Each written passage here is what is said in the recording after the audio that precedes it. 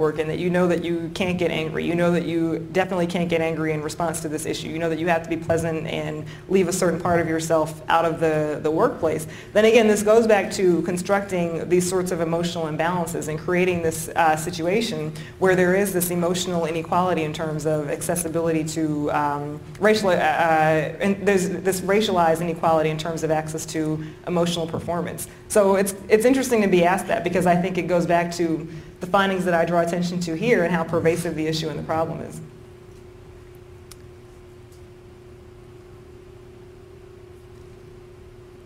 Any other questions or comments? The strategy that you described of deliberately invoking the stereotype of the loud black girl or the angry black woman, can you make some speculative remarks on how effective that is? Because the comparison with men made a lot of sense to me, that there would be less risk because this group would be perceived as less frightening. But we were just talking in my last class period about the ways that that stereotype of the sapphire undermines black women's voices in lots of arenas. So can you just speculate on how effective that is? Or? Yeah, sure. And I think you really highlighted the attendant issues that come along with that. That for black women who do feel that it is to their advantage to employ the stereotype as a means of being taken seriously, it is worth questioning sort of what the bigger, broader issues of that strategy are, whether or not this actually serves to undermine them further in the professional context if they are actively employing and actively trying to operate using this stereotype. I think to really answer that empirically, more longitudinal research would have to be done to really consider the extent to which people who have employed the strategy find that it offers them the ability to experience upward mobility in the workplace. But just the concept of it reminds me of this quote from Audre Lorde, that the master's tools will never dismantle the master's house, with the idea being that using oppressive or stereotyped imagery or behaviors or attitudes or what have you as a strategy of getting ahead doesn't really offer you the opportunity to create genuine change, which is actually the end of that quote, this idea that it may allow us temporarily to beat him at his own game, but it will never enable us to bring about genuine change, right? I think that in a sense, that's what these women are sort of trying to adopt, the strategy of trying to use these tools as a means of advancement.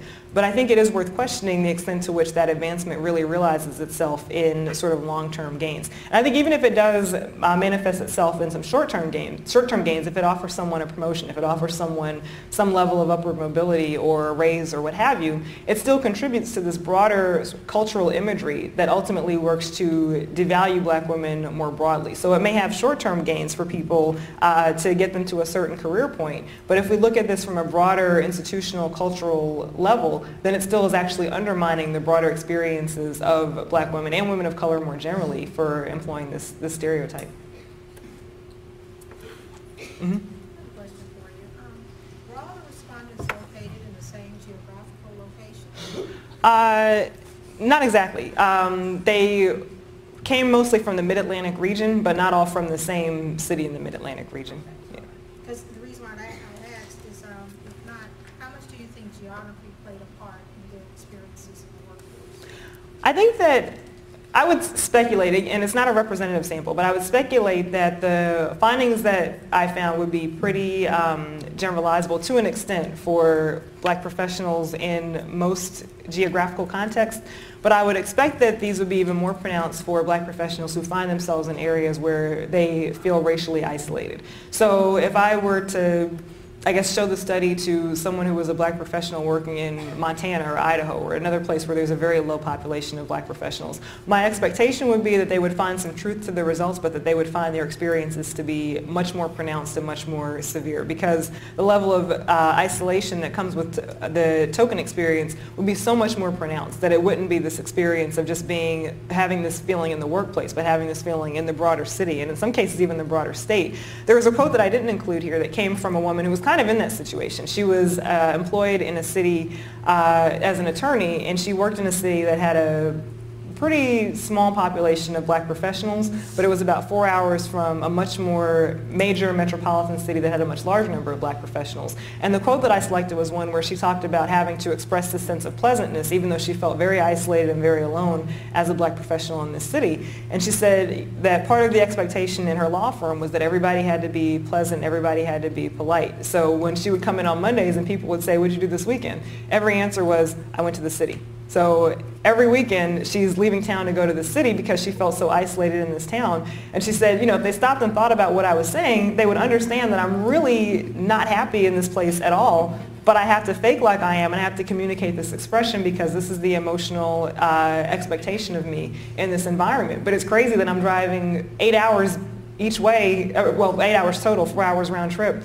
to get to this other city just because I can't stand being here on the weekends. And I'm leaving here Friday and coming back on Monday because I just can't be here. But nobody's really understanding what I'm kind of codedly communicating by just saying, "Yeah, I went to the city. What did you do this weekend?" "Went to the city, went to the city, went to the city, went to the city." And that this is ending up being pretty much her entire weekend. Incidentally, she left that job and moved to the city that she kept visiting. Yeah.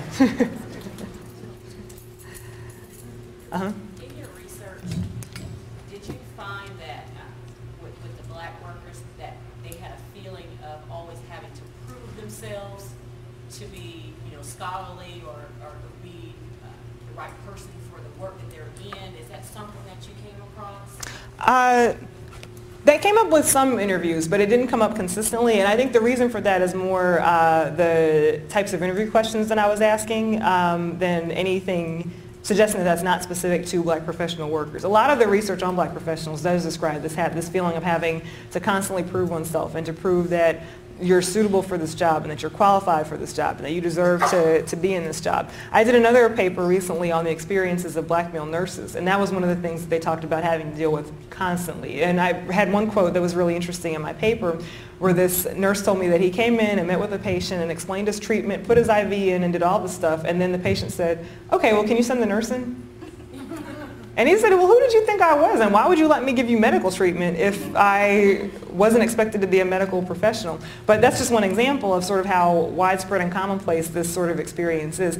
With my respondents, they talked about it sometimes in order to put their feelings of frustration and irritation in a context, to say, "I'm frustrated and this is why, because I'm responding to people who don't think that I can do my job, or people who think that they can do it better than me when they haven't done any of the training that I have and haven't had any of the education that I have." But it didn't always come up that way. But I think that's why, because my questions are more about the sort of emotional experiences that they had and less about the particular issues in the workplace to which they were responding. Mm-hmm. Will you be expanding your research as far as to see how Caucasians, I guess, deal with this issue? That's not a plan on my research agenda specifically. Most of my work tends to focus more on people of color in these professional workplaces because I think they've been overlooked, which is not to say that white workers haven't been overlooked. Actually, they have been, and there's more research coming out now in the field that tends to be called whiteness studies that does focus on the experiences of how how whites understand the meaning and significance of race in their own lives and how it shapes their behaviors. There's an exceptional book in this area called Two-Faced Racism. If you haven't read it, it's by Leslie Houts-Picka and Joe Fagan. It's a classic, just terrific, really, really, really great book about this idea of performances of whiteness in the public sphere. What I'm doing some of with my current project is to do a little bit of comparative analysis to look at, for black men workers who are professionals, how their experiences compare to white male professionals, but the focus is still much more on black men professionals to get a sense of, again, how these intersections of race and gender are shaping their lives and their particular experiences. So I do think that's an important question to look more at how this is played out for whites in the workplace, particularly because this is sort of this new emerging field and because they have also been understudied when it comes to their experiences and work. I think that is an important research question.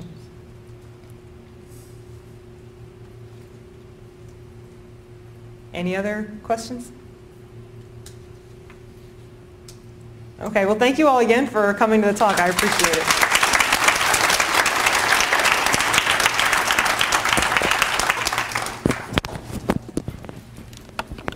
Thank you so much. That was a wonderful presentation. And I forgot to even say in my introduction that you were coming here from Georgia State University, so you came in from the city. Yep.